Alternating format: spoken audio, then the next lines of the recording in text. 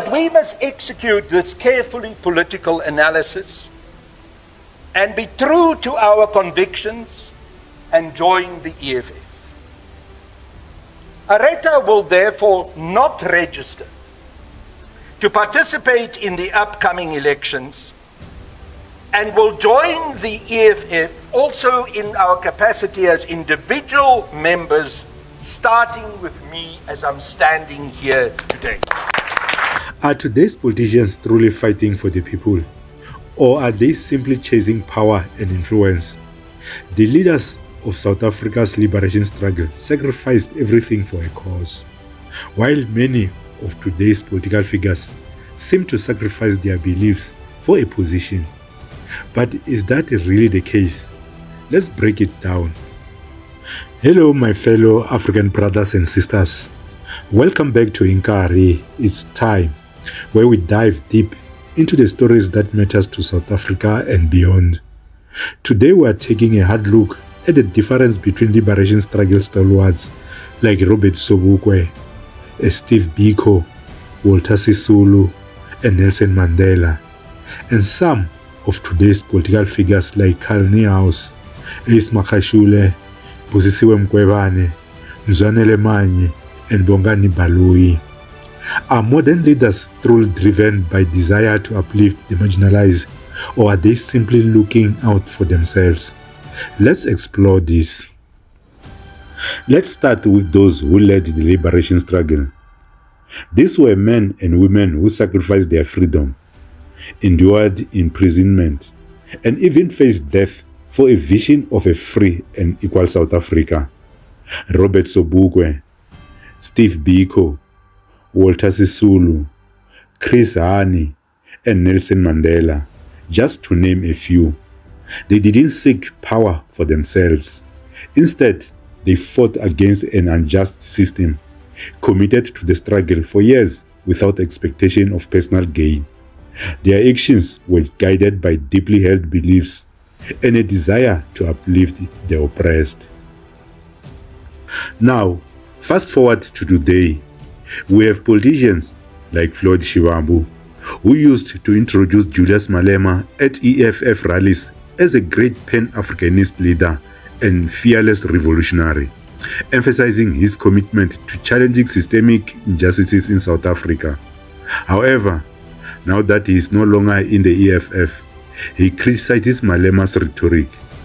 Or take Bantu Holomisa, for instance, who has long positioned himself as a champion against corruption, often calling ANC MPs Amasela. Now, as a deputy minister, his outspoken criticism seems to have quietened down. Similarly, Gayton McKenzie, once vocal about fighting for the colored community, has also toned down his rhetoric since becoming a minister. Thank you very much, Deputy Secretary General of the Economic Emancipation Movement, Commissar Poppy Mailula. My task is a simple task, but before I get to that task, I want to take this opportunity on behalf of the more than 1 million members of the EFF, on behalf of all Africans here in South Africa, in the African continent, and in the African diaspora, to say thank you to the Commander-in-Chief and President of the EFF for having led us up to this far from 2013 with decisiveness. We say to Mushawi, President Selo Julius Lishole Malema, that we want to thank you for having led us with decisiveness, for having taken the courage to confront enemy forces. Many people had counted you out. You have sharpened all of us. When we met, me and you were 27 years old when we started working together, and I was 25 years. Throughout the 15 years, we have learned a lot from you. This organization and all of us who surround you will not be here if it was not because of your massive contribution, not just politically, but in our personal and career development as well. So we want to take this opportunity to say kwa kensa ikensile ngopu inkomu president ya ina EFF kani mamba rialebuha enkosi siyabulela siyabonga rialibuwa for having led us this far. This movement will not be here if it was not because of the decisive and clear leadership of the Commander-in-Chief and President of the EFF. As I said, fighters, my task is a straightforward task. Is to introduce to you today, for the keynote address, a revolutionary. I'm introducing to you the great Pan-Africanist. I'm introducing to you a visionary, a leader whom you can count in the same lines as Anton Lembede, as Robert Sobukwe, as Thomas Sankara, as Kwame Nkrumah, as Patrice Lumumba, as all the greatest leaders that dare to confront the colonial and apartheid system. I'm presenting to you the President and Commander-in-Chief of the Economic Emancipation Movement, Comrade President.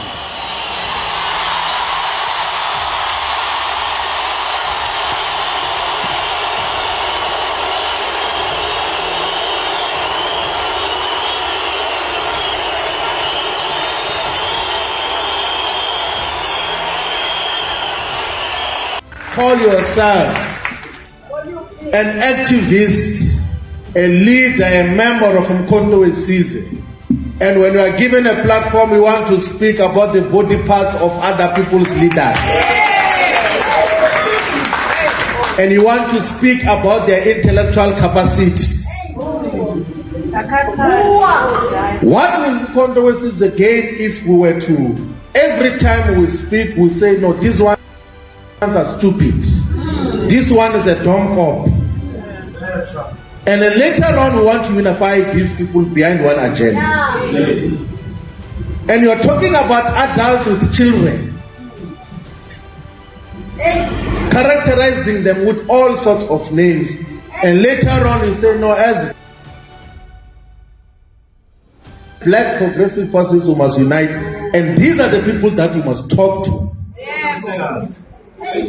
So Umkhonto weSizwe is founded on the principle of respect, and what is good about this principle is that it also finds expression in the code of conduct as well, that it will be a disciplinary issue to disrespect any person, even a general member of the public. You are not allowed.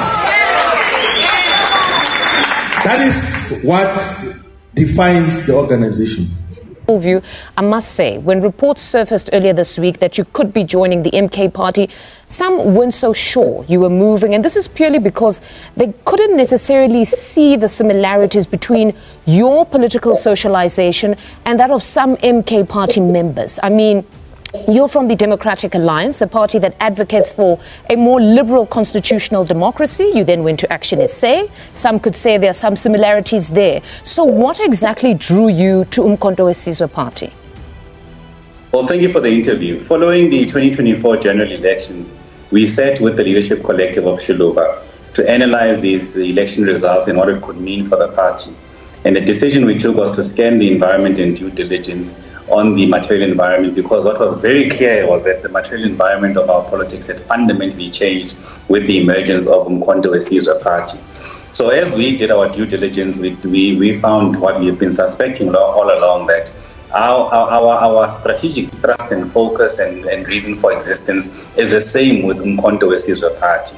And we firmly believe that it was incumbent for us to be able to respond positively to the calls made by His Excellency President Jacob Zuma for us to consolidate and be able to work towards furthering an agenda that brings about the full and the liberation and emancipation of black people. So this is the process we followed that led to us as a collective taking the decision to deregister Shivambu with the IEC, and subsequently all of us, the leadership collective, would join Umkhonto weSizwe and also encourage our members and voters to also join Umkhonto weSizwe party. This is the process we underwent through, and we fundamentally believe that Umkhonto weSizwe has the legitimacy to be able to lead a project for consolidation and consolidating forces on the left and progressive forces, which is where Shivambu found itself. So I think for the socialization of the Democratic Alliance, I was at pains to explain when we're at Shivambu what is fundamentally different and why Ubuntu is a political ideology. So if you consider all of those things that are recorded, you will realize that actually, if you listen carefully to what we're saying, it resonates 100% with Umkhonto weSizwe party. You remember that moving from COPE to SARA was, if I can put it this way, kind of forced on me because I was fired, from an alliance that we had jointly put together called SARA. And the idea of SARA was to bring together minority parties, African parties, which at the time were in government locally, provincially, and nationally. And the same vision that we had as SARA is what attracted me to MK Party. That's the vision that President Jacob Zuma and the leadership of MK have presented to us since after the election.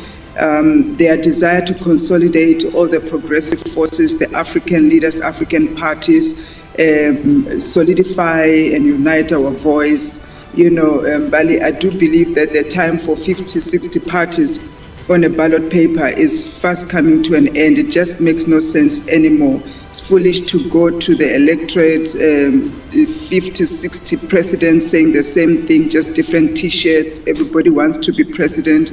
Why can't we come together in one voice?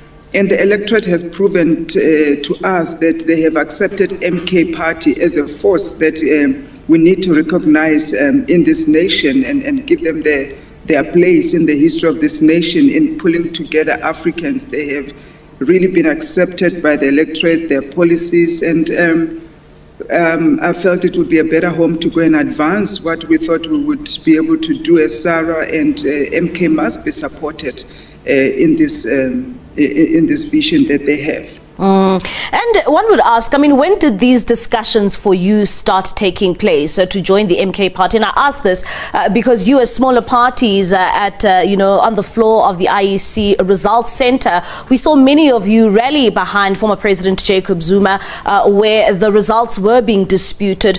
Would you say that, that's where the discussions began for you in terms of joining the MK Party? Certainly, that's where they started. After the results, in fact, before the results were announced, and when we came together and we saw the unfairness and all that rigging that had taken place, and we really felt so small and so ignored, and the injustice that we're facing in trying to raise objections. And when MK Party agreed to give us that way to go with us, and we rallied behind them. And that was the start of what we are going to see further unfolding, with this consolidation of different parties. And I do wish that these discussions would have started even before the elections, because this is so needed. The only reason that all of us have gone away and, from all the splinter parties that have come from way back from the ANC is because of disgruntlement one way or another with the Liberation Party.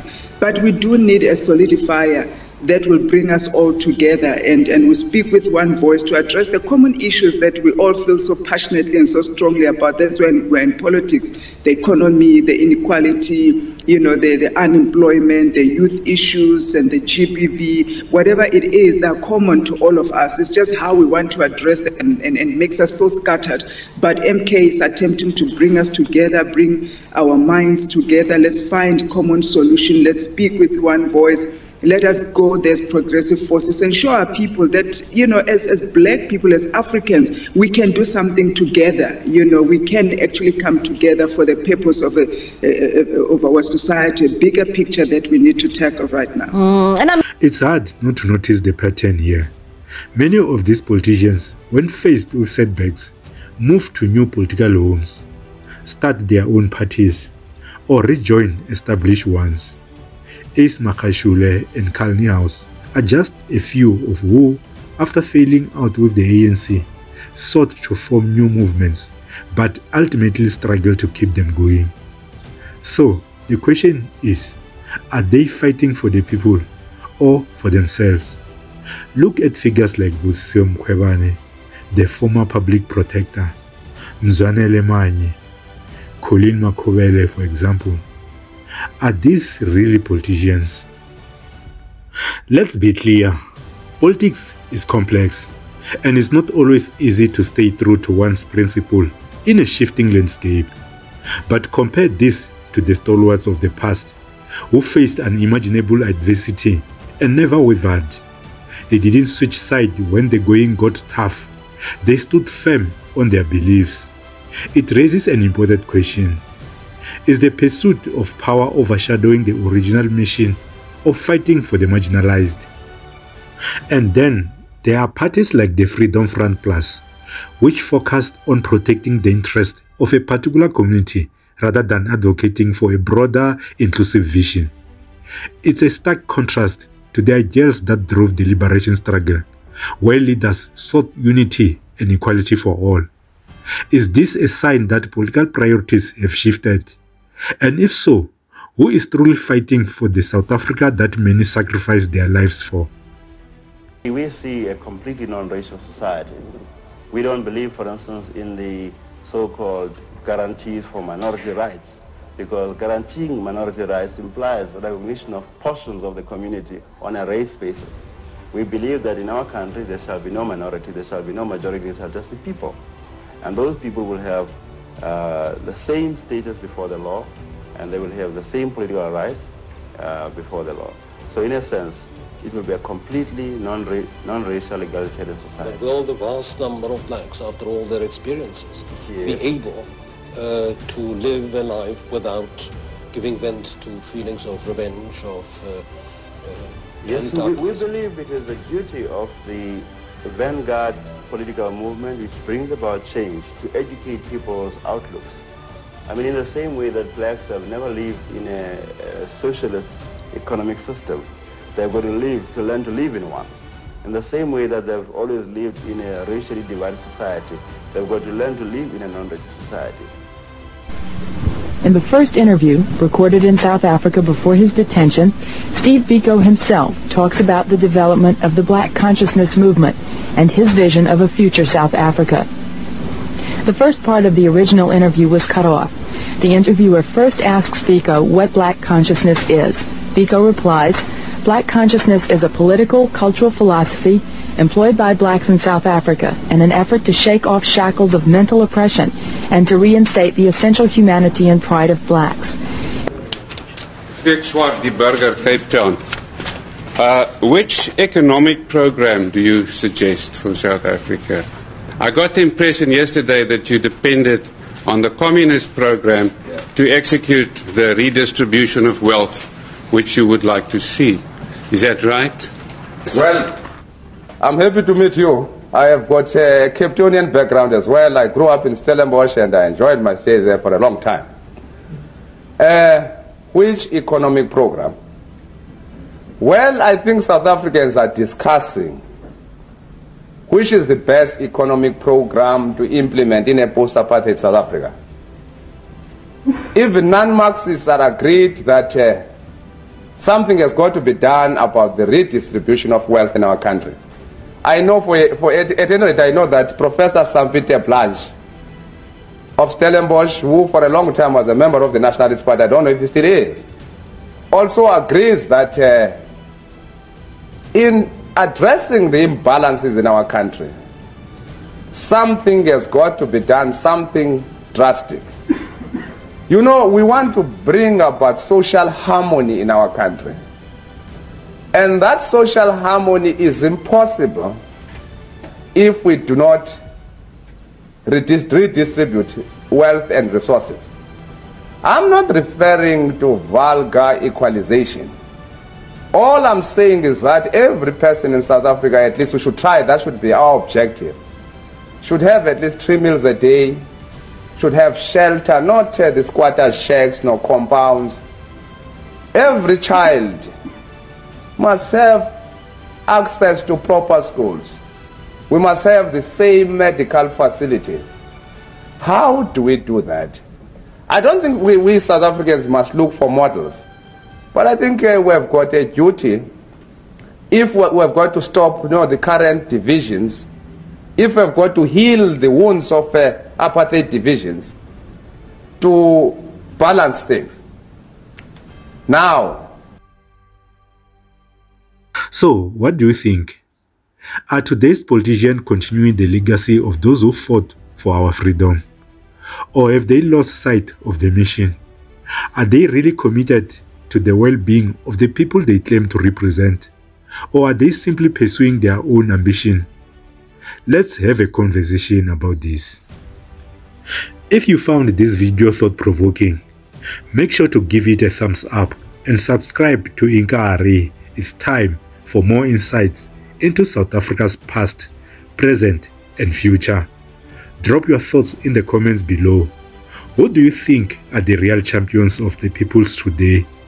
And don't forget to share this video with your friends and family so we can keep this important discussion going. Until next time, stay curious, stay critical, and take care.